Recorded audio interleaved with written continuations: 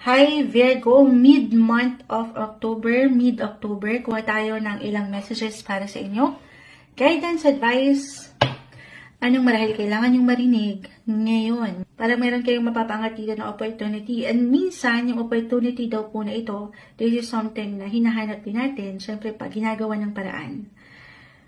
May plano, may pagpaplano tayong nakikita para dito sa, why not, travel din po ba ito or reunion? May paggalaw, may magandang progreso pagdating sa ilang connection. Lalo pa kung papaangatin niya rin, Virgo, yung inyong mga social side.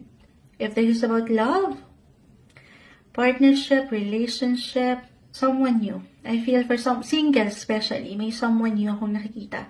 At maaaring makilala niyo ito. Kung magiging bukas lang kayo, Virgo,